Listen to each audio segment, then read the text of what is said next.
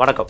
இன்றைக்கு நம்ம talk with முத்தலிஃபில் விவாதிக்க இருக்கிற விஷயங்கள், நேற்று முதல்வர்களுடைய பேச்சு கோயம்புத்தூரில் என் வாக்குச்சாவடி வெற்றி வாக்குச்சாவடி, அதில் முதல்வர்கள் உரையாற்றின விஷயம், விஜய் அவர்கள் மீதான ஒரு தேவையற்ற வதந்தி, இந்த மாதிரி பல்வேறு விஷயங்கள் நம்ம இன்றைக்கி பேச இருக்கோம். அதுபோக நீங்கள் கேட்ட கொஷின்ஸ்க்கும் இன்றைக்கி ஆன்சர் பண்ண இருக்கோம்.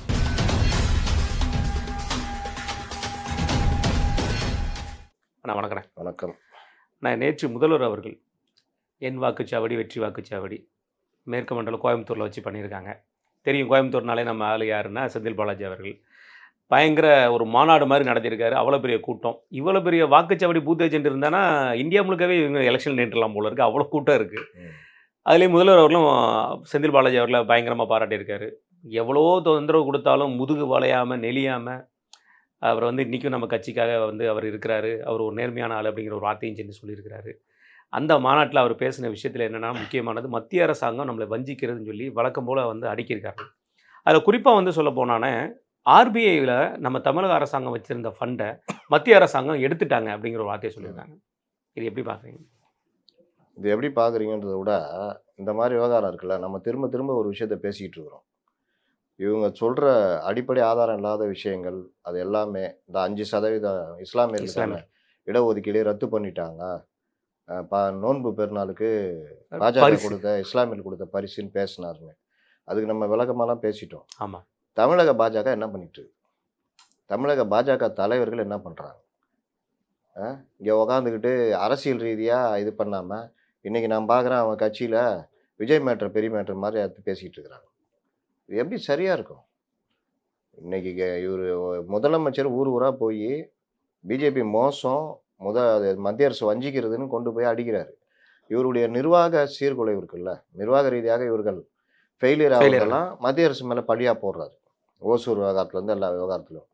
அப்போ அந்த விவகாரத்தில் பழி போடுறதுக்கு நீங்கள் எதிர்வினையாற்றி அதை முறியடித்தாதான் நீங்கள் பண்ண முடியும். ஏடிஎம்கே பண்ண முடியுமா? இதுக்கு இஸ்லாமியர்களுக்கான இடஒதுக்கீடை மகாராஷ்டிரா கவர்மெண்ட்டு ஏன் ரத்து பண்ணுச்சுன்னு எடப்பாடி பழனிசாமி பதில் கொடுத்தாருன்னா என்ன ஆகும்? சங்கின்றாங்க. நீங்கள் பாஜக அடிமை பாத்தியா முட்டு கொடுக்குறான்னு. அப்போ முட்டு கொடுக்க வேண்டிய இடத்துல இருக்கிறது யார்?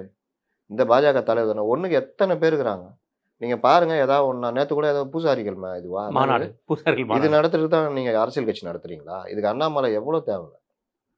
உட்காந்து இறங்கி அடிக்கிற பாயிண்டாக அடிக்கிற நீங்கள் என்ன பண்ணிக்கிட்டு இருக்கிறீங்க? என்னமோ உங்களுக்கும் இதுக்கும் சம்மந்தம் இல்லாத மாதிரி முதல்வர் பேச்சுக்கே பதில் கொடுக்க முடியலன்னா அப்புறம் எதுங்க கட்சி நடத்துறீங்க? முதல்வர் வைக்கிறாருங்க உங்களுக்கு மேல பிரச்சனைய. அது நல்ல ஒரு நியாயமான குற்றச்சாட்டுனா கூட சரிங்களா? சமாளிக்க முடியாத குற்றச்சாட்டு இல்ல மத்திய அரசு தப்பு பண்ணுவீங்க. பாரியா ஸ்டேட்ல தேர்தல் நடக்கிறப்போ இந்த மாதிரிலாம் பண்ணிக்கிட்டு இருக்காங்க, நம்ம என்னதான் பதில் சொல்றது? அப்படி இருந்தாலாவது ஒத்துக்கலாம். ஆமா. ஆனா உண்மைக்கு புறம்பான விஷயம் அப்படின்னு வருதுன்னா அதுல என்ன உண்மை இருக்குன்னு கூட சொல்றதுக்கு அளவுக்கு நீங்க கவனம் செலுத்த முடியல. அதுல உங்களுக்கு நாலேஜ் இல்லை, அதற்கான தகவல்களை கேட்டு வாங்கி உங்களால் பேச முடியல அப்படின்னா நீங்கள் எதுக்கு இருக்கிறீங்க? எதுக்கு தமிழ்நாட்டில் பாஜக தலைவர்களாக சுற்றிக்கிட்டு பேசிக்கிட்டு இருக்கிறீங்க? லோக்கல் விஷயம் இந்த உழப்ப ஓட்டுறதுன்னு வாங்க தெரியுமா? காலையில் எழுந்திரிச்ச உடனே காங்கிரஸ் பாஜக திமுக உறவு எப்படி இருக்கிறது? காங்கிரஸ் திமுக உறவு என்பது என்ன செங்கோட்டையனுக்கு என்ன போட்டியா போடுறீங்க? அது நேரத்தை சொல்லிட்டாரு, அவர் என்ன குருன்னு சொல்லுவார், நான் அவர் குரு. அதுதான் செங்கோட்டையனுக்கு என்ன போட்டி போடுறீங்களா? காங்கிரஸ் திமுக உறவு என்பது சரியாக இல்லை, அதான் தெரியுமே. நீ என்னன்ற சொல். இந்த மாதிரி உழப்ப ஓட்டியிருந்தா உண்மையிலே சொல்கிறேன், எதை வைத்து இங்கே பாஜக பார்க்கப்படுகிறது என்றால், அண்ணாமலை என்கிற நபர் ஒரு ஹைப்பை கிரியேட் பண்ணி கொண்டு போய் வச்சுட்டாப்புல, ஒரு இடத்துல கொண்டு போய் வச்சுட்டாப்புல. பாஜக தலைவர்னா இப்படி அடிக்கணும், பாஜகனா இப்படி அடிக்கணும், விஷயங்கள்னா இப்படி இருக்குன்னு. நீங்கள் அந்த ஈக்குவலுக்கு வரணும், அந்த ஈக்குவலுக்கும் தாண்டி போகணும். ஆனால் பிலோவில் இருக்கீங்க, கீழே. இன்னொன்று, இந்த மாதிரி விஷயங்கள் முதல்வர் பேசுறதுக்கு உடனடியாக யார் பதில் சொல்ல? கவர்னர் சொல்லணுமா? நான் கேட்குறேன். கவர்னர் ராஜ்பவன்லேருந்து அறிக்கை விடணுமா? இல்லை மத்திய அரசுலேருந்து இதுக்கு பதில் சொல்லணுமா? இல்லை இந்த பியூஷ் கோயல் பொறுப்பாளர் அவர் சொல்லணுமா? யார் பதில் சொல்லணும்? தமிழக பாஜக தான் தமிழில் சொல்ல முடியும். ஒன்றுக்கு எத்தனை தலைவர்கள் சுற்றிக்கிட்டு கிடக்குறீங்க? யாரா தெரியுதா இவங்களுடைய நிலைமை? இவர்கள் யாருக்குமே இந்த விஷயங்களில் நாலேஜ் கிடையாது. முதல்ல கட்சி எப்படி நடத்தணும்னா, இந்த மாதிரி விஷயங்கள் சிஎம்ஏ நேரடியாக குற்றம் சாட்டுறாருன்னா அது என்ன டீட்டெயில் உடனே வாங்கி இம்மீடியட்டாக ட்விட்டரு, அறிக்கை, ப்ரெஸ் மீட்டில் பார்க்கும்போது கேள்வி கேட்க சொல்லி பதில் சொல்கிறது எல்லாம் பண்ணணும். இதெல்லாம் பண்ணால் தான் ஜனங்களுக்கு போய் சேரும். இப்போ ஃபட்னாவிஸ் உட்காந்து அனுப்ப வேண்டியிருக்கு. அப்ப மகாராஷ்டிரா முதல்வருக்கு தகவல் போய் அவரு வந்து டீட்டெயில் கலெக்ட் பண்ணி இது பண்ண வேண்டிய இதுதான் சார் உங்க ரிப்ளை கொடுங்கன்னு கேட்குற அளவுக்கு இன்னைக்கு வருதுன்னா அது கூட தெரியாம இருக்கிறீங்களா? அவர் பதில் சொன்னாரா இல்லையான்னு கூட தெரியாம இருக்கீங்களா? அப்புறம் என்ன ஆசை மட்டும் இருக்கு. அவ்வளோதான். எப்படியாவது ஏடிஎம் கூட சேர்ந்து ஒரு 25 இடம் 30 இடம் ஜெயிக்கணும், போகணும், வரணும். இந்த மாதிரிலாம் நாலேஜ் வச்சுக்கிட்டுலாம் நீங்க தமிழ்நாட்டுல ஒண்ணும் பண்ணவே முடியாது. அதே மாதிரிண்ணே Coimbatore metro, Madurai metro, Trichy metro 3க்குமே வந்து அனுமதி கொடுக்கல. அகமதாபாத் மெட்ரோவுக்கு மட்டும் அனுமதி கொடுத்துட்டாரு அப்படிங்கிற வார்த்தையை கம்ப்ளைண்ட்டாக சொல்லியிருக்காரு. அகமதாபாத்தில் ஆல்ரெடி ஒரு மெட்ரோ ஒரு ஃபேஸ் முடிஞ்சு அது ரன்னிங்கில் இருக்கு. ஆமா. அது வந்து 45 கிலோமீட்டர் ப்ளஸ் கிட்டத்தட்ட 70 கிலோமீட்டர் வரைக்கும் அது டிசைன் பண்ணியிருக்காங்க. அது ஆல்ரெடி டெவலப்டு ஊருங்கிற கான்செப்டில் வந்துருச்சு. இது வந்து இப்போ தான் டெவலப் ஆகிட்டு இருக்கிற ஊர். இதில் இருக்கிற பிரச்சனை என்னங்கிறது ரொம்ப தெரியல. சிம்பிளுங்க.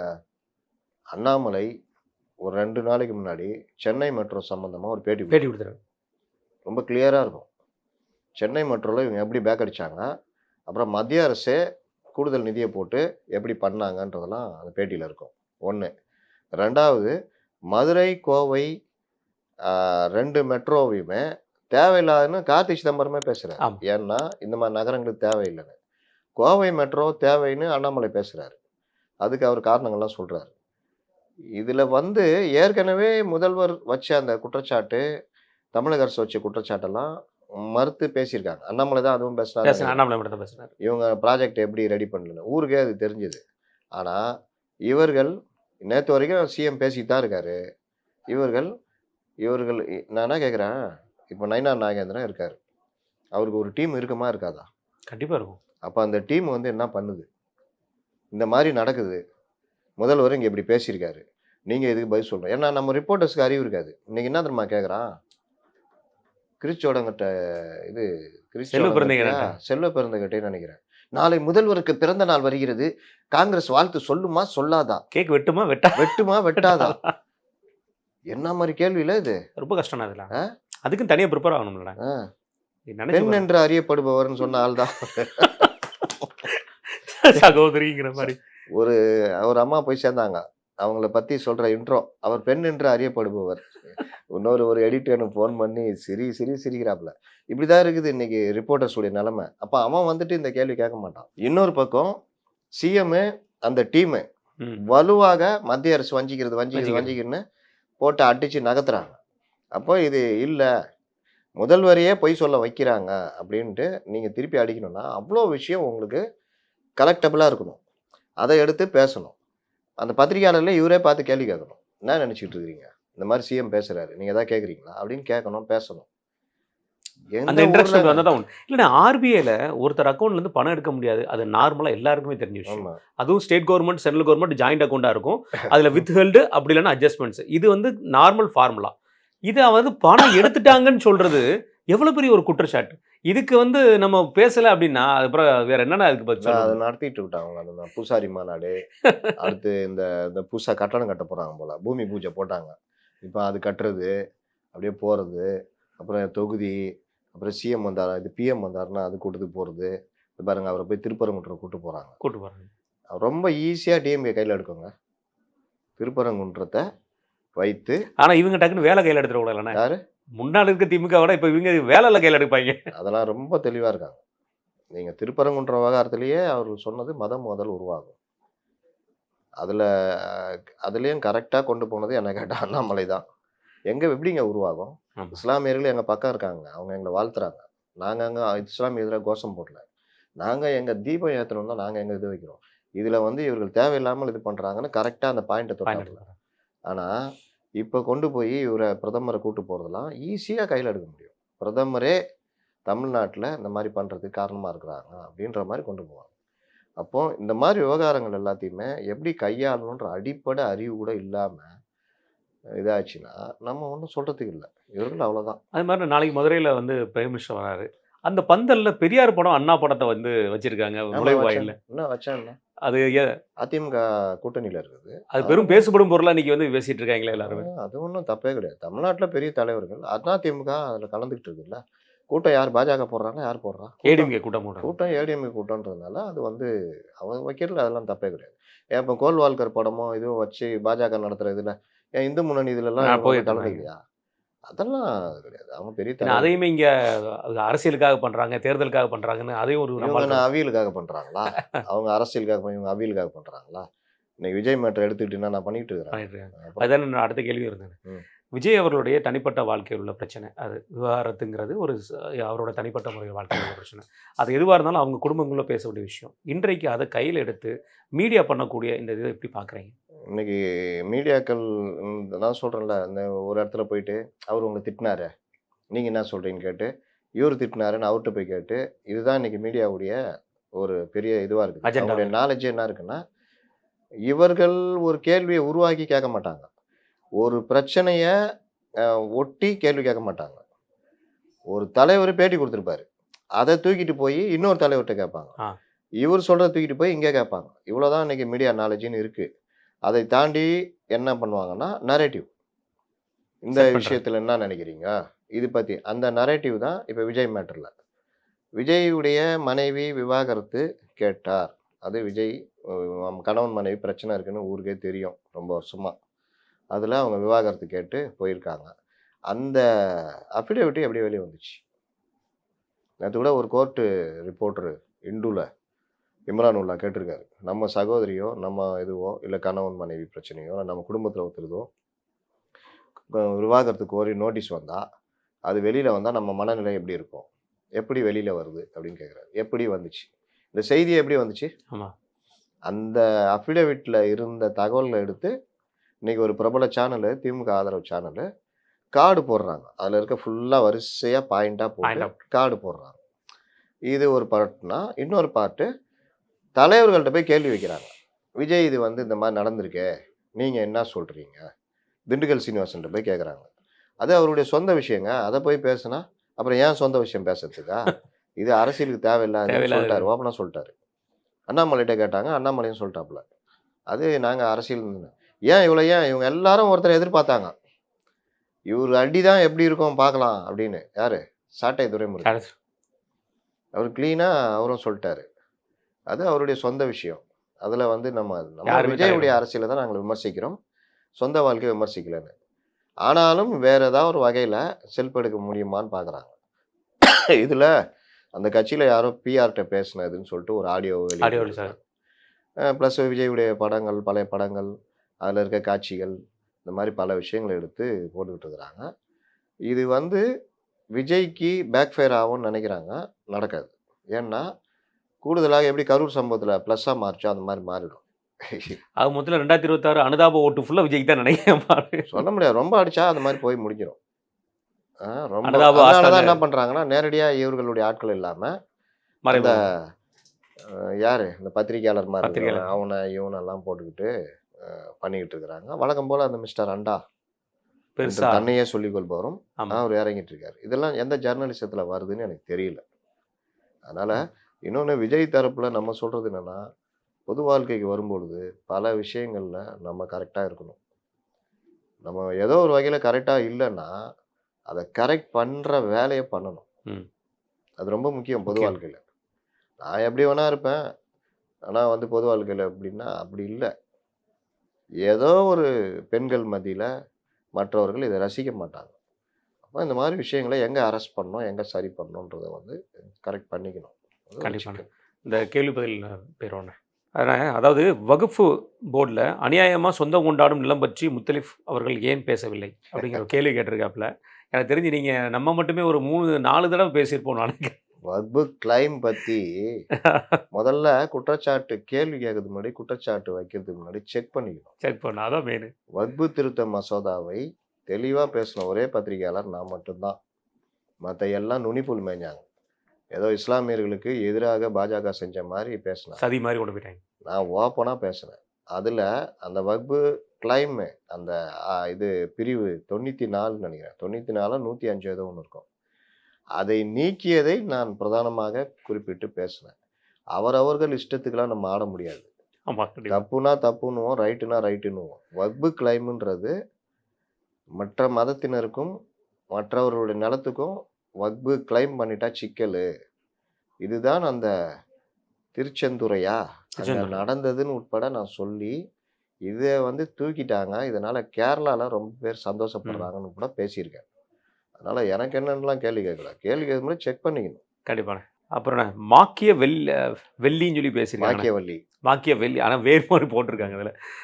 தமிழ்நாடு அரசியலில் நடந்த சிறப்பான தரமான அரசியல் ராஜதந்திரம் எது? அந்த அரசியல் ராஜதந்திரத்தால் தற்போதைய அரசியல் பயன்பெறுபவர்கள் யார் யார்? மாக்கியவல்லின்னு கேட்டா என்ன கேட்டா கலைஞரை தான் நான் சொல்லுவேன். அந்த ராஜதந்திரம்லாம்.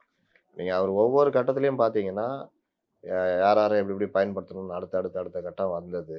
எம்ஜிஆரே பயன்படுத்தியது. முதலமைச்சர் ஆனது. எம்ஜிஆரை வைத்தே திமுக தலைவர் ஆனது. அப்புறம் திமுகவை 50 ஆண்டு காலம் தன்னுடைய இது கொண்டு வந்தது. இந்திரா காந்தியை பயன்படுத்தியது. 1980ல நேருவின் மகளை வரை ஆமா, நிலைநாட்டுகிறது. நினைச்சாரு. அப்புறம் ஆட்சியை கலைக்க வச்சு ட்ரை பண்ணது. அதற்கு பிறகு 89ல ஒரு 2 கட்சி உடைஞ்ச பிறகு அவர் வராருன்னு வச்சுக்கோங்க. 96ல மிக சிறப்பாக கட்சி 2ஆ உடைஞ்சிருந்தாலும் மூப்பனார ரஜினியை பயன்படுத்தி ரஜினிய இவரை மூப்பனார் மூப்பனாரை பயன்படுத்தினது. இந்த மாதிரி பல விஷயங்கள்ல என்ன கேட்டா அவர் தான். அதற்கு அடுத்து அவருக்கு டஃப் கொடுத்ததுன்னா ஜெயலலிதா. 2016ல அந்த மக்கள் மக்கள் நல கூட்டணியை உருவாக்குனது. 2014ல காங்கிரஸ் வெளியே போனது. என்டிஏ அலை, மோடி அலை இருந்த டைம்ல அதை அழகா பயன்படுத்தி 39 தொகுதியில வேட்பாளர் நிறுத்தி 37 தொகுதி ஜெயிச்சது. அந்த வகையில ஜெயலலிதா. ஆனால் கார்த்திக் சசிகுமார் கேட்டிருக்காருண்ணே. Muthalib sir, one question, where do you Tamil Nadu politics after 10 year? What's your view? 10 வருஷம் கழிச்சு எப்படி இருக்கும்னா 2 அதாவது இளம் தலைவர்கள் கொஞ்சம் பேர் உருவாயிருப்பாங்க. அதில் குறிப்பாக பார்த்தீங்கன்னா விஜய் உண்மையிலேயே தாக்கு பிடிச்சாருன்னா பெரிய தலைவராக விஜய் இருப்பார். விஜய் வருவார். எனக்கு இவர் இப்போ இந்த தேர்தலுக்கு பிறகு தான் அதை சொல்ல முடியும் அவர் எப்படி என்ன பண்ண போகிறாருன்னு. ஏன்னா அரசியலை பற்றியே தெரியாமல், பொதுமக்கள் பிரச்சனை தெரியாமல், மேடை பேச்சு வராமல், எதுவும் பண்ணாமல் ஒருத்தர் கட்சியை நீண்ட நாளுக்கு நடத்த முடியாது. 2வது தைரியம் கிடையாது.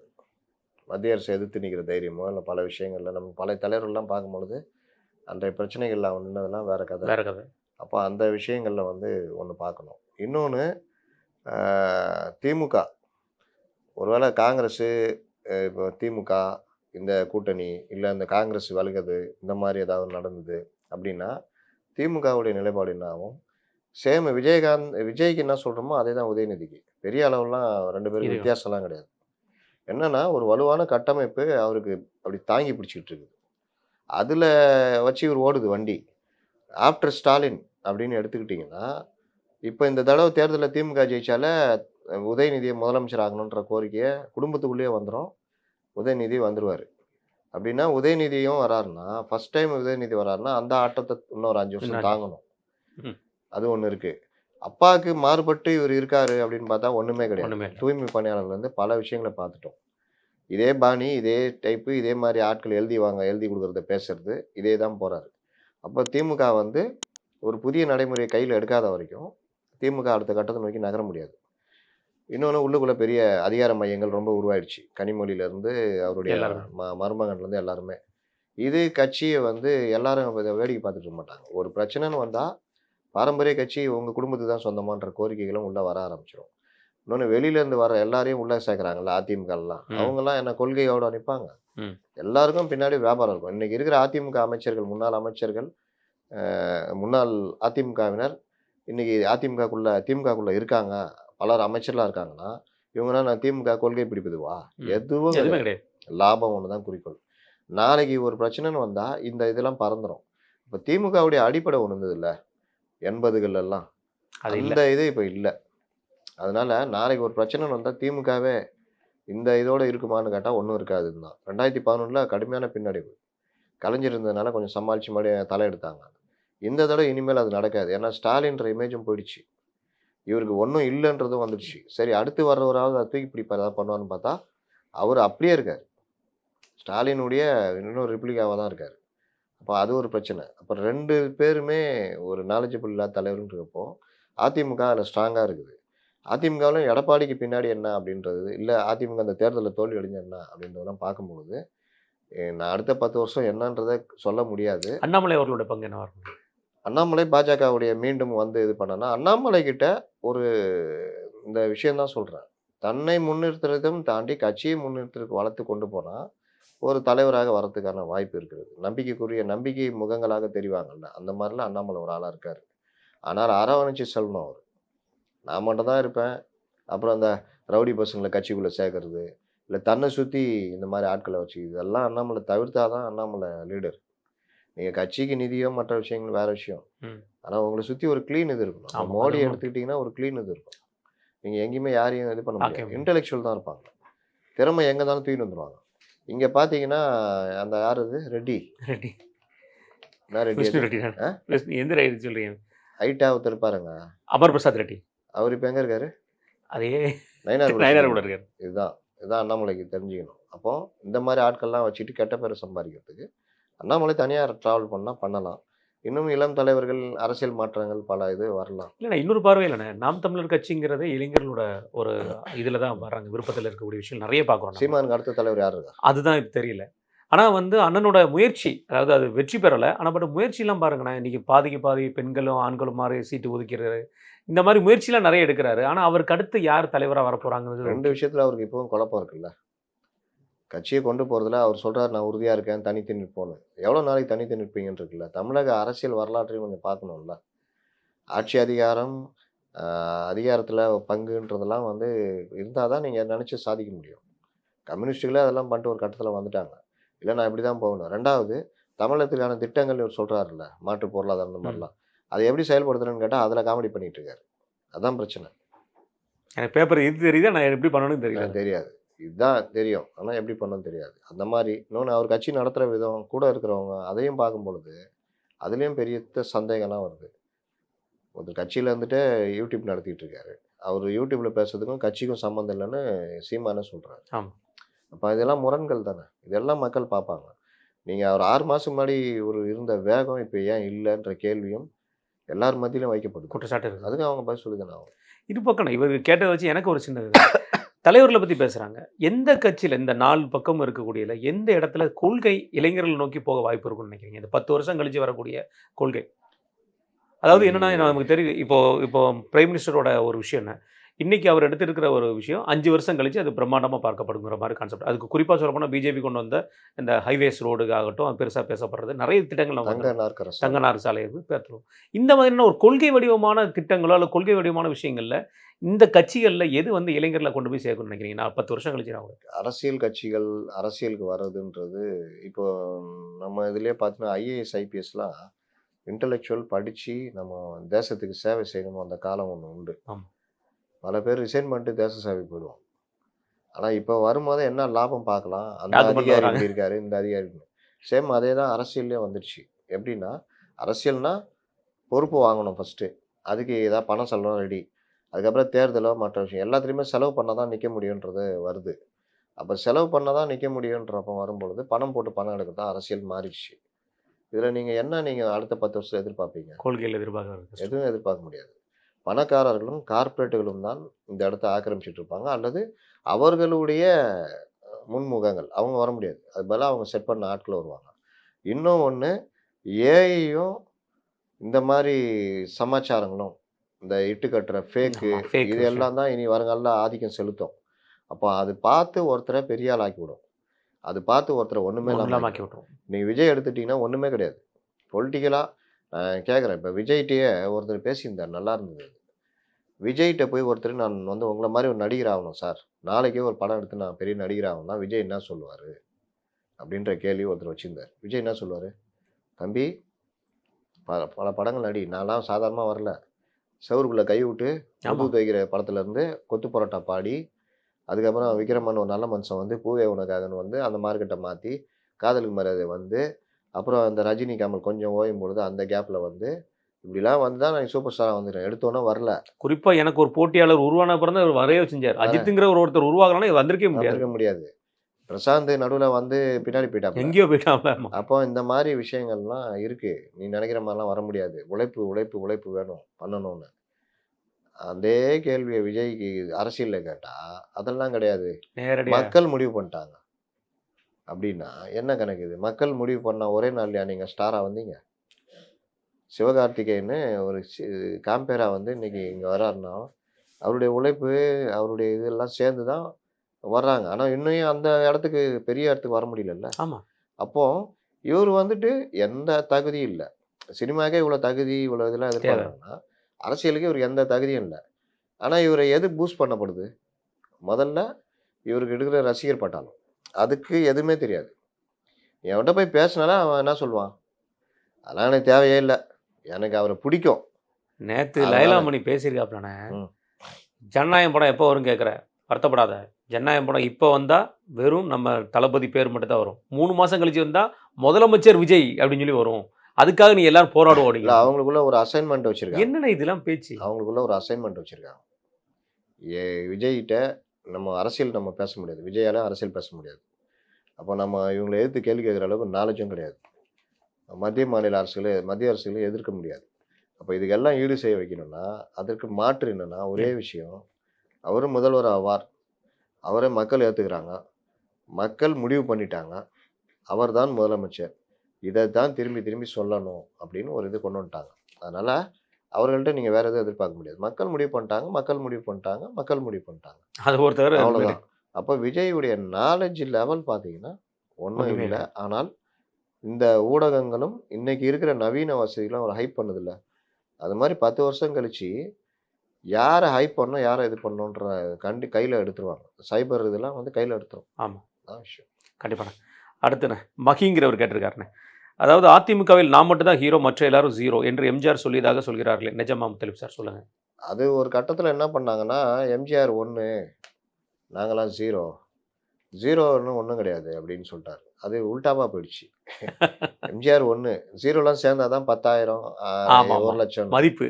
அது எம்ஜிஆர் ஒரே நாளில் முடிவு பண்ணி, இது திருநாவுக்கரசு தான் சொன்னான்னு நினைக்கிறேன், ஒரே நாளில் எல்லாரையும் வீட்டுக்கு அனுப்பிச்சி விட்டார்.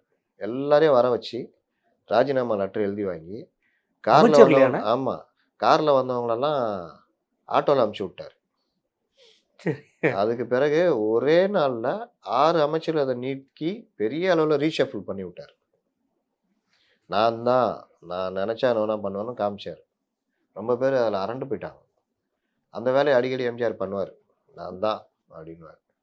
இந்த பிரச்சனை அப்பவே இருந்திருக்கு, அதிமுக யார் அமைச்சர் நிரந்தரம் கிடையாதுங்கிற ஒரு விஷயம் அப்பவே இருந்திருக்கு. இப்போ அதெல்லாம் நீ நினச்சேன்னா தூக்கி போட்டுருவோன்றதெல்லாம் எம்ஜிஆர் அதில் அந்த இதெல்லாம் இருக்கும். இந்த ஜெயலலிதா மாதிரி ஒரு இறுக்கமானது இல்லை, ஃப்ரீயாலாம் இருப்பாங்க. ஆனால் நான் நினச்சேன்னா முடிச்சு விட்ருவேன், நான் என்னை தாண்டிலாம் எதுவும் கிடையாதுன்றதுல எம்ஜிஆர் உறுதியாக இருந்தார். அது நான் தானே கட்சி ஆரம்பித்தேன், நான் தானே செலவு பண்ணேன், நான் தானே கொண்டு வந்தேன் அப்படின்ற மாதிரி தான். அது ஏதோ ஒரு இது கூட அந்த மாதிரி ஒரு கேள்வி வந்தப்போ எம்ஜிஆர் பதில் சொல்லிப்பார். ஓகே, ரைட்ண்ணே. அடுத்து லெனின் பிரபாகரன் அவர்கள் சொல்கிறாங்க, கேள்வி கேட்டிருக்காங்க, தமிழக அரசின் பட்டு வளர்ச்சி துறையில் 6 ஆண்டுகளாக அரசின் சார்பில் தினக்கூலி பணியாளராக பணிபுரிந்தோம். தற்போது அதனை ஒப்பந்த அடிப்படையில் மாற்றிவிட்டார்கள். இருப்பினும் கால ஆண்டுகள் 12 ஆண்டுகளை கடந்து நிரந்தர செய்ய இயலுமான்னா? அடுத்த கவர்மெண்ட் தான் அதை பற்றி முடிவு பண்ண முடியும். இந்த இது தேர்தல் அறிக்கை வரும், அந்த டீம் வரும், அதில் கேட்டிருக்காங்க நிரந்தரம் செய்ய பரிந்துரை கேட்கலாமான்னா. அதான் தேர்தல் அறிக்கை டீம் வரும்போது அவங்கள்ட்ட சொல்லிவிட்டு, 2வது அது எந்த மாவட்டமோ அந்த மாவட்ட அமைச்சரை பார்த்து நேரடியாக அந்த பிரதிநிதிகள் கொடுத்து கோரிக்கையை விலைக்கு புரிய வச்சு, அதை அவர் நம்ம எடப்பாடி சிஎம் கேண்டிடேட் பேசும்பொழுது அதை பேச வச்சு அதோடைய நியாயத்தை உணர வச்சு அது மாதிரிலாம் பண்ணால் நடக்கிறதுக்கு வாய்ப்பு இருக்குது. கண்டிப்பான. சதீஷ்ங்கிறவர்னே, Sathish Sampath, describe about the Ramadoss PMK journey from your view. Ramadoss ஐயா வந்தார், எல்லாம் பண்ணார், பெரிய தலைவராக தான் இருந்தார். அவர்கள்ட்ட அடிக்கடி பிரச்சனை என்னென்னா, இந்த பிரேமலதா மாதிரி தப்பான முடிவெடுத்து கூட்டணி போகிறதுன்ற மாதிரியே இருந்தது. அதுலேயே இருந்து இந்த 2024 மக்களவை தேர்தலில் கூட நீங்கள் ஏடிஎம் கூட சேர்ந்துருந்தா ஒரு 2 சீட்டாக ஜெயிச்சிருக்கலாம், தருமபுரிலாம் ஜெயிச்சிருக்கலாம். கண்டிப்பான. பாஜக கூட போய் பாஜக கூட நின்று ஜெயிச்சா அமைச்சர் ஆவாங்க சௌமியான்ற மாதிரி முடிவெடுத்து அதில் தான் அப்பா பிள்ளைக்கு பிரச்சனை ஆகுது. அதற்கு பிறகு கூட்டணி அமையுது என்டிஏ. இவங்க என்டிஏல தான் லாங் ரன் பண்ணுறாங்க. 2019 இங்கே வந்திருந்தாங்கன்னா ஒரு 7 எம்பி கிடச்சிருக்கும். கண்டிப்பாக. அன்னைக்கு டக்குன்னு முடிவு பண்ணிட்டு காலையில் பார்த்தீங்கன்னா என்டிஏவோட போயிட்டாங்க. அந்த என்டிஏவோட தெளிவாக போனோம்னா அதில் தான் மறுபடியும் பிரச்சனை வருது. இவர் மறுபடியும் டிஎம்கேக்கு போகணும்னு முடிவெடுக்கிற அப்பா. அப்போ புள்ள வந்து முடியாதுன்றோன்னா அவங்களுக்குள்ள பிரச்சனை ஆகுது. அது பல தடவை நம்ம பேசிட்டோம். இது அரசியலை தாண்டி ஈகோவாக போயிடுச்சு, அப்பா பையன் ஈகோவாக. இது எந்த அளவுக்கு போச்சுன்னா அன்புமணி கையில் கட்சி போயிடுச்சுன்றது நம்ம பல தடவை பதிவு பண்ணியிருக்கோம். அந்த அடிப்படை கட்சி பயிலா அதெல்லாம் மீறி அவருக்கு தப்பாக சொல்லி கோர்ட்டுலலாம் போய் நாங்கள் அப்படி பண்ணோம் இப்படி பண்ணோம்லாம் சொன்னாங்க. எதுவும் நடக்காதுன்னா பத்திரிக்காரனுங்க போய் அங்கே நின்றுட்டு இருப்பானுல்ல, அவனுலாம் எதுமோ பெருசாக ராமதாஸ் சாதிச்சிருவார், அவர் கையில் வந்துடும். அதெல்லாம் கிடையாது. கட்சி அமைப்பு சட்ட பிரகாரம் அன்புமணிகிட்ட தான் போகுதுன்னு நம்ம பல தடவை பதிவு பண்ணோம். அதான் நடந்தது. நடந்தது. சின்னம் ஒதுக்குன அப்புறமா இவர் கோர்ட்டுக்கு போகணும் அப்பவும் சொன்னோம். இவருக்கு தப்பாக வழிகாட்டுறாங்க, இல்லை அவர்கிட்ட போய் சொல்கிறதுக்கு பயப்படுறாங்க. ரெண்டுல அவர் ஏதாவது அந்த ஈகோவில் இது பண்ணுறாருன்னு. இப்போ லாஸ்ட்டில் இப்போ நேற்று என்ன நடந்தது? வாபஸ் இப்போ வாங்கிட்டாங்க. நான் இன்னொன்று சொன்னேன். என்ன முடிவு எடுக்க முடியுன்றது கூட அவருக்கு இப்போ கஷ்டம். ஏன்னா துறவரம் போயிடலாமா, இல்லை வாய்ஸ் கொடுக்கலாமா, இல்லை திமுகவில் கூட்டணின்ற மாதிரி ஏதாவது போகலாமான்னா அது கட்சி வேணும். அப்போ அதுக்கு ஒரு தனி கட்சி தொடங்கணும். அப்போ அப்படி இல்லை எதை பண்ணாலும் அன்புமணியுடைய பாமக அன்புமணிட்ட தான் அங்கீகரிக்கிற மாதிரி ஆகிடும். ம். இப்போ லாஸ்ட்டில் கோர்ட்டே நீ உரிமையல் நீதிமன்றம் போனால் அது வருஷக்கணக்காகும். கண்டிப்பா. அப்போ லாஸ்ட்டில் என்ன முடிவு? நீங்கள் வந்து இது அந்த வழக்கை வாபஸ் வாங்கணுன்ற முடிவு வந்து இப்போ வழக்கை வாபஸ் வாங்கினாங்க. அப்போ இவரே அங்கீகரிக்கக்கூடிய நிலைமைக்கு தள்ளப்பட்டிருக்கிறார். கண்டிப்பாண்ணே. ராவண அப்படிங்கிறவர் கேட்டிருக்காங்க. என்கிட்ட 2 கேள்வி இருக்குது. முதலாவது பர்சனல் கேள்வி, நினச்சி கடந்து போயிடாதீங்க. கேள்வி 1, உங்கள் தோற்றத்தை பார்த்தால் 90களின் காலத்தில் உள்ளது போல பிரதிபலிக்கிறது. அதுவும் ரஜினிகாந்த் முடிவாகு. மீசை உண்மையே சொல்லுங்க, நீங்கள் ரஜினிகாந்த் விசிறி தானே? ஆமெனில் அவர் உங்களை ஈர்த்த விதம் பற்றிய சில சுவாரஸ்யமான கலந்துரையாடல்களை பகிர்ந்து கொள்ள விரும்புகிறேன். தோற்றத்தில் 90 தோற்றம், லேட்டஸ்ட் தோற்றம். அது இப்படி இப்போ கொஞ்சம் ஃப்ரெஷ்ஷாக இருந்தால் 90 தோற்றம் போல. கண்டபடி இது இருந்துட்டு இருந்தால் இப்போத்தி தோற்றம் அப்படின்ற மாதிரி ஆயிடுச்சு. என்ன விஷயம்னா உண்மைதான், ரஜினி ரசிகர் தான், தீவிர ரசிகர். ஆனால் அவருடைய அரசியல் வர்றதுன்றது பிடிக்காம விமர்சனம் பண்ண முதல் ஆட்கள் நான் ஒன்று. இன்றைக்கி எப்படி விஜய் பண்ணுறோமோ அதை மாதிரி விமர்சனம் பண்ண ஆட்களில் ஒரு ஆள். ரஜினி தனிப்பட்ட முறையில் ஏன் அவரை பிடிக்கும் ஆரம்பிச்சதுன்னா, நீங்கள் ஒரு அந்த காலகட்டத்தில் 80s அந்த இதெல்லாம் முடியும் போது, எம்ஜிஆர் சிவாஜி அந்த எரா முடியும் பொழுது ஒரு நம்ம வீட்டு பையன் மாதிரி ஒருத்தர் எளிமையாக ஒரு கருத்த உருவம், கலைந்த தலை அப்படிலாம் வரும்பொழுது அந்த வசனங்கள் மற்ற எல்லா விஷயங்கள்லையுமே ஒரு வித்தியாசம் இருந்தது. எப்போவுமே ஒரு வித்தியாசத்தை எல்லாருமே ஏற்றுக்குவாங்கல்ல, அதில் வந்து அவர் பிடிக்க ஆரம்பிச்சு. இயல்பாகவே கமலை பிடிக்காது. ஏன்னா அது ஒரு மத்தியதர மேல்தட்டு வர்க்க ஒரு ஸ்டைலு தான் பண்ணிகிட்டு இருப்பாப்புல. அது நமக்கு அந்த அந்த கடிச்சோக்கெலாம் அடிக்கலாம் கடுப்பாக இருக்கும். நமக்கு இயல்பாக இருக்கணும். இன்னொன்று இந்த பெண்கள் விஷயத்துலலாம் எம்ஜிஆர் எனக்கு பிடிக்கும். அதாவது அவர் போய் தேடி போக மாட்டார், அவரை தேடி வருவாங்க, மதிப்பார். ரஜினியை பொறுத்த வரைக்கும் அந்த தொட்டு நடிக்கிறது ரொம்ப விரசமாலாம் நடிக்க மாட்டார். அந்த மாதிரி விஷயங்கள் நமக்கு பிடிக்கும். எல்லாம் அப்படியே அடுத்தடுத்து டெவலப்மெண்ட் வரும்போது அப்படியே போச்சு. அதுக்கப்புறம் ஒரு மாவீரன் படத்துக்கு அப்புறம் நம்ம கொஞ்சம் அப்படியே இந்த ஃபேன் இது போய் ஒரு ஆனாலும் அந்த பழைய காதலியை பார்க்கிற கல்யாணமான கணவனுக்கு ஒரு இது இருக்கும். பார்த்துருக்கீங்களா? இந்த இந்த ஒரு படம் இப்போ கூட ஒரு படம் வந்துச்சு. 96 சொல்கிறீங்க? அது இல்லை, அழகனா, தமிழ் அழகனா ஏதோ ஒரு படம் வந்துச்சு, மெய்யழகன். அதில் அந்த பொண்ணு அவன் அப்படியே தடவிட்டு போவோம்ல, அந்த பொண்ணுக்கு என்ன ஒரு ஏக்கம் இருக்கும்ல கல்யாணம். அந்த மாதிரி பழைய காதலியை பார்க்கும் பொழுது ஒரு அதுக்கு முன்னாடி கொஞ்சம் இதுவாக இருக்கிற மாதிரி காமிச்சிடும். அந்த மாதிரி நம்ம என்னதான் ரஜினி இல்லைப்பா நான்லாம் கிடையாது பாப்பா அப்படி இப்படின்னாலும் மற்ற படம் இவர் பண்ணுறாருப்பா அந்த பழைய இது ஒன்று இருக்கும். அது ஒன்றும் தனாலே வந்துடும். கண்டிப்பான. 2வது கேள்வி, திமுக எதிர்ப்பு அலை இருக்குன்னு நாம் தினமும் பேசுகிறோம். ஆனால் உண்மையில் மக்கள் மத்தியில் இந்த எண்ணம் ஊடுருவி இருக்கா? இல்லை அதிமுக போன்ற எதிர்க்கட்சி மக்கள் மனதில் அதை இன்னும் ஆழமாக விதைக்க தவறிவிட்டதாக நான் கருதுகிறேன். இதை பற்றி உங்கள் கருத்து? அதிமுகவுக்கு உங்கள் அறிவுரை? தவறிவிட்டது தான். அதை பெருசாக கொண்டு போனதான் இவ்வளோ அறிவிக்கிறாரு தேர்தல் அறிவிப்புகள். அதை எந்த அளவுக்கு இவங்க மக்கள்கிட்ட கொண்டு போய் சேர்க்குறாங்க. இன்றைக்கி இஷ்டத்துக்கு முதலமைச்சர் பேசிக்கிட்டே போகிறாரு, கண்டதை பேசுகிறாரு. பாதிக்கு மேலே உண்மைக்கு புறம்பான விஷயங்கள். அதை டிஃபெண்ட் பண்ணுற அளவுக்கு அதிமுக கூட்டணிங்கிற பாஜகவோ என்ன பண்ணுறாங்க முடியல. அப்போ இவர்கள் இப்போ அவர்கள் அதாவது டிஃபென்ஸ் மோடில் இருக்கிறவங்களும் அஃபென்ஸ் அடிக்கிறாங்க. ஏறி அடித்து கண்டதை டெய்லி பேசிக்கிட்டு எழுதிட்டு பண்ணிகிட்டு இருக்கிறாங்க. அதில் திமுக பண்ணுறதுல பாதியாவது இவங்க பண்ணுமா வேணாமா? அதற்கு ஈக்குவலான கட்சி தானே. நான் என்ன சொல்கிறேன், ஜெயலலிதா இருந்த அளவு இந்த அக்ரெசிவ் வேணாம், ஆனால் நான் அதோட அக்ரெசிவ்னு காமிக்கணுமா வேணாமா? அந்த வேலையை கூட பண்ணுறதுல அதிமுக இது இருக்குது. திமுக மேலே கோபம் இருக்கான்னா கடுமையான கோபம் இருக்குது. அதை ஈடுகட்ட தான் கண்டதை பேசிகிட்டு இருக்காங்க. அவங்க வந்து ஏடிஎம்கேவை இணையாக காமிச்சா இந்த கோபம்லாம் வெளிப்படும் தெரியும். அப்போ ஏடிஎம்கே ஒரு கட்சியே இல்லைன்றதை காமிக்க முயற்சிக்கிறாங்க. பிஜேபியை தான் எதிரியாக காமிச்சா லாபம் கிடைக்கும்னு பார்க்குறாங்க. அதுக்கு இவர்கள்ட்ட இருக்கிற பலகீனங்களை மறைக்கிறதுக்கு மத்திய அரசு வஞ்சிக்கிறது, நிதி தர மாட்டேங்குது. தினம் மகாராஷ்டிராவில் 5% கட் பண்ணால் இங்கே பேசுகிற அளவுக்கு அவர் அந்த அளவுக்கு சர்வதேச தேசிய அரசியல்வாதியாக உருவெடுத்து வர்ற மாதிரி காமிச்சிக்கிறாங்க.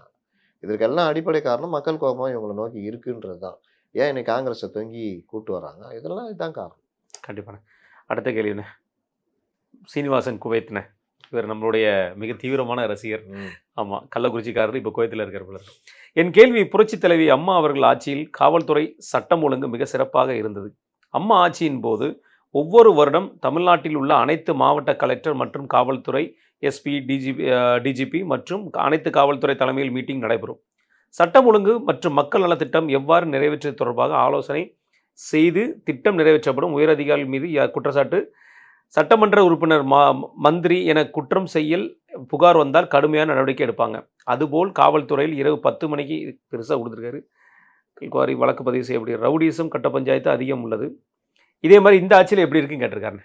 கஞ்சா, ரவுடிசம் இதெல்லாம் வந்து கிடையாது, கண்டிப்பாக இருந்த முறையில் இருந்தாங்க. இப்போ இந்த ஆட்சியில் எப்படி பார்க்குறீங்கன்னு கேட்டாங்க. அந்த ஆட்சியிலையும் பிரச்சனை இருந்தது, ஆனால் ஒரு கட்டுப்பாடு இருந்தது. முதலமைச்சர் நம்மளை கண்காணிக்கிறாங்கன்ற பயம் இருந்தது, அதிகாரிகளுக்கு பயம் இருந்தது, யாராக இருந்தாலும் தூக்கி அடிச்சிடுவாங்கன்ற பயம் இருந்தது. அதனால் வேலை செஞ்சாங்க. அவங்க கீழே இருக்கிறவங்கள்ட்ட அவங்க வேலை வாங்கினாங்க. உளவுத்துறை ஸ்ட்ராங்காக இருந்தது. நீங்கள் எதுவுமே அவங்கள்ட்ட மறைக்க முடியாது, மறைச்சா அவங்களுக்கு தெரிஞ்சிடும். அந்த உளவுத்துறை அதிகாரி இருக்க மாட்டார். இதெல்லாம் நடந்ததுனால கொஞ்சம் இருந்தது. ஆனாலும் கட்சிக்காரங்க அந்த வேலையெல்லாம் பண்ணிக்கிட்டு தான் இருந்தாங்க. நம்ம வழக்கமாக நடக்கிற இதெல்லாம் நடந்து தான் இருந்தது. ஆனால் இந்த கவர்மெண்ட்டில் முதலமைச்சர் மேலே யாருக்கும் பயமே இல்லை. குறிப்பாக அதிகாரிகளுக்கு பயமே கிடையாது. எதாவது நடந்தாலும் இவர்களே போய் தப்பான ஒரு இதை கொடுத்து நம்ப வச்சிடுறாங்க. ரெண்டாவது, அதிகாரிகள் மத்தியில் ஒரு கோஷ்டி, அதிகாரிகள் ஆட்டம், இதெல்லாம் வந்து அந்த ஆட்சியில் இருக்காது. இந்த ஆட்சியில் அதிகாரிகள் தான் இது எல்லாமே தீர்மானிக்கிறாங்க. அதிகாரிகள் தீர்மானிக்கிற ஆட்சி என்றைக்குமே விளங்கினதா சரித்திரம் இல்லை. 91, 96ல் ஜெயலலிதாவுக்கும் அது நடந்தது. 2011 கூட நடந்ததுன்னு சொல்லுவாங்க. அந்த அளவுலாம் இல்லை, அதுக்கப்புறம்லாம் உள்ள 91, 96 தான் விட்டாங்க. இல்லை, நம்ம கலைஞர் அவர்களோட பீரியடில் 2006, 2011 காலகட்டங்களில் அன்றைக்கு உளவுத்துறைக்கு ஆமாம், அன்னைக்கு ஜாபர் சேட் அவர்கள் மீது கூட குற்றச்சாட்டு இஷ்டத்துக்கு அவுத்து விட்டாரு. அன்னைக்கு கலைஞர் அன்னைக்கு ஃபுல்லாகவே அவருக்கு மாநாட மேலாட காமிச்சிருந்தாங்கல்ல. அதனால அப்போ அவர் உண்மையிலேயே அந்த இதை கடைசியில் அதை உணர்ந்தார். அவர் கையில் கட்சி இல்லைங்க. 2016, 11 மேலாம் கண்டவங்க தலையெடுக்க ஆரம்பிச்சிட்டாங்க. அழகிரி ஒரு பக்கம், ஸ்டாலின் ஒரு பக்கம். ஸ்டாலின் கூட கொஞ்சம் பயந்து இருப்பார். அழகிரி, கனிமொழி, ஆராசா, தயாநிதி மாறன், இந்த டீம் எல்லாம் இங்கே சென்னையில் ஆட்டம், இது எல்லாம் போகிறதுனால தான் அவங்களுக்கு அவ்வளோ கெட்ட பேர். கண்டிப்பாக. அருண்கிற ஒரு question sir, is election strategy are based or arithmetic equation or government achievement during the 5 years mixed any party in Tamil Nadu strategist or election based on their achievement? ஏதாவது பார்ட்டி அவங்களுடைய அச்சீவ்மெண்ட்டை பேஸ் பண்ணி strategist பண்ணியிருக்காங்களா கேட்குறாங்க. இப்போலாம் எல்லா கட்சிங்களுமே பெரும்பாலும் அவங்க strategy team இந்த மாதிரி வச்சு பண்ணிக்கிட்டு இருக்கிறாங்க.